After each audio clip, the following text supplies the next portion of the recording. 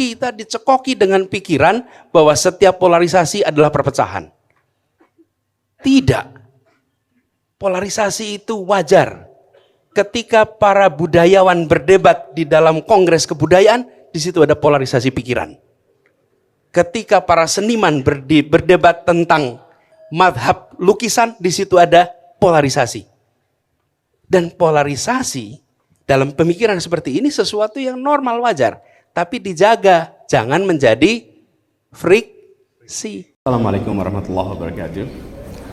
Good afternoon, everyone, honored guests, friends, fellow thinkers, and many old friends who have been working together in the past few years for meeting today. Allow me to express my appreciations. Thank you very much for having me in this conference of a community that is of not my department when I did my undergraduate.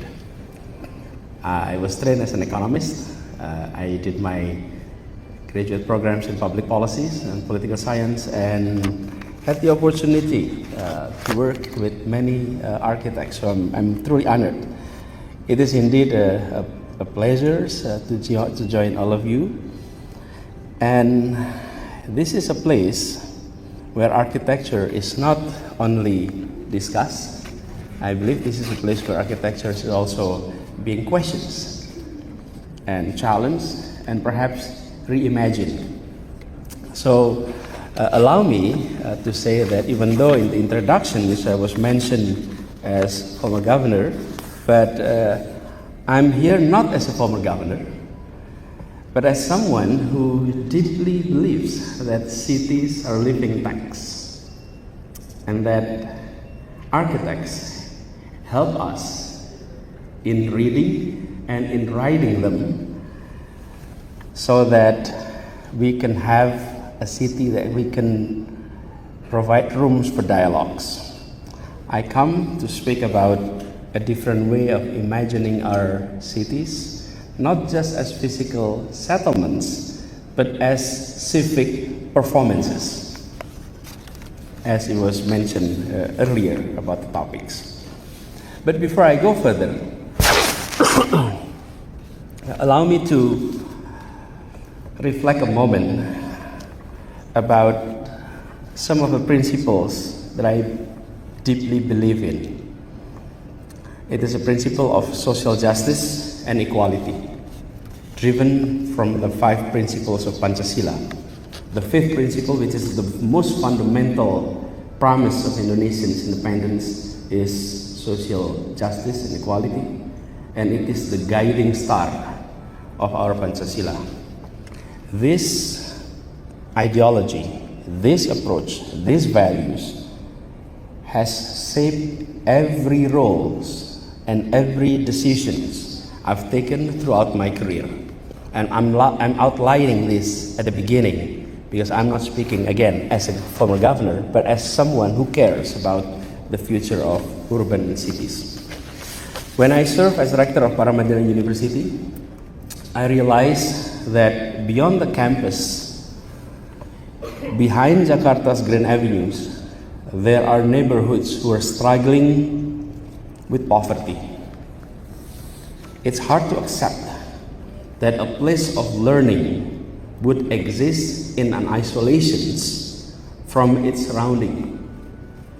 So we created a scholarship program specifically for children of our neighbors. We have no constitutional duty to do that. We were a private university. But with that,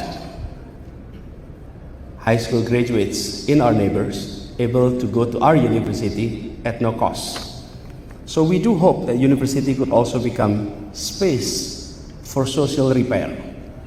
And then we look at the archipelago of Indonesia. Let's think beyond the city. It's about the deep gaps across our nations. The distance between urban centers and remote villages is not just spatial. The difference is it's about distance of opportunity. That's why we initiated a project called Indonesia Mengajar. It's a movement to send the nation's brightest university graduates to the remote area, to the most remote area of Indonesia. So sending a graduate of aeronautics from ITB to Kapuas Hulu. Let me give you illustrations going to Kapuas Hulu. 1 hour flight from Jakarta to Pontianak, 26 hours by bus to Kapuas Hulu, 5 hours by boat, and then another hour by motorcycles to reach the village. So you can go to London back and forth, and you're not there yet. Just to give you illustrations. Why that is the case, we want to ensure that we are part of those who want to make sure that the gap of opportunity can be narrowed. So I continued responsibility. I serve as Minister of Education, and again, we launched a project called Guru Garis Depan, a civil service initiative that places permanent, well-supported teachers in the frontiers, in the outmost and the most disadvantaged regions in our archipelago. These teachers were not designed simply to teach, simply for being an educator, but they're designed to be community leaders in the long run, anchoring the presence of the states where it had long been struggling to fulfill. So, when I was entrusted to serve as governor in Jakarta, I brought the same compass with me, which is social justice, both as directions and also as destination. I'll speak more in a moment about how we tried to apply this principle through the tools of architecture and urban design. But let me first offer some context to many of you who may not be familiar with Jakarta. Jakarta is one of the most dense cities in the world. It is a home of over 11 million people. It has one of the highest level of inequality in Southeast Asia, with a Gini index that hover around 0.4, and nearly half of its workforce is in the informal sectors, and about 1/5 of its residents live in poverty or near poverty. Therefore, any conversations about design in a city like Jakarta must begin with these realities. But on the other hand, Jakarta is also one of the most spatially fragmented cities in the region. Wealth and infrastructures were heavily concentrated in the centers and the south, while the north and west were struggling with chronic underinvestment, especially in housing, drainage, and green space. And when we come about the gap, the top is at par with those in many modern megapolitans across the globe, but those who are below were struggling deeply. So these spatial divides mirror social ones, but they're often reinforced by our design, by our regulations, and access to public services remain uneven. While some enjoy world-class hospitals, world-class schools, many others rely on overstretched public facilities and often located far from their homes. Give you an example. More than 25% of Jakarta's residents live in a neighborhood classified by the UN Habitat Standard as slum-like, and this is 25%. Where basic infrastructures like clean water, proper sanitations, or safe sidewalks are still lacking.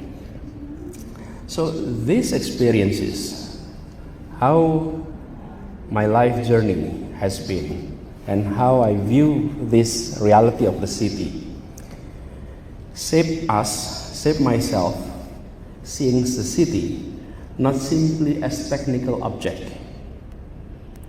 I saw the city of Jakarta as a moral and cultural landscape. A city is not only a place to live, but also a place to belong. And in a country as vast and as diverse as Indonesia, we cannot design cities with only engineering in mind. We must design with imaginations because our Halo teman-teman, berjumpa bersama saya di Politik Dangi.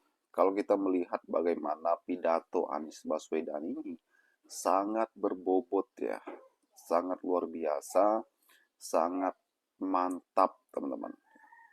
Kenapa? Karena memang isi pikiran Pak Anies ini adalah berkualitas semua ya. Jangan heran kenapa Pak Anies ini tidak diterima oleh beberapa orang ya, karena memang kualitas Pak Anies ini yang di atas rata-rata teman-teman ya. Kejujuran beliau, keimanan beliau ya, itu sangat hebat teman-teman. Dan pidato Pak Anies ini selalu menunjukkan memberikan ilmu, memberikan edukasi ya. Itulah hebatnya Pak Anies ya. Di Pilpres 2029 nanti teman-teman, kita yakin bahwa Pak Anies ini akan menang ya, melawan siapapun, mau Prabowo, mau Gibran ya. Kita yakin Pak Anies akan menang. Kenapa? Karena kekuatan politik Pak Anies itu dilakukan mulai dari saat ini ya kan. Mulai saat ini Pak Anies selalu membangun peta politik beliau ya selama 5 tahun ke depan ya. Kemarin dapat suara 25% dan tahun 2029 kita yakin beliau akan mengantongi kemenangan bahkan sampai 100%. Kita yakin teman-teman bahwa Pak Anies Baswedan adalah sosok pemimpin yang bersih, yang amanah. Kita yakin masyarakat akan memberikan kesempatan kepada Anies untuk membangun Indonesia menjadi lebih baik. Itu adalah harapan dan impian kita dan itikat baik kita ya. Bagaimana menurut kalian?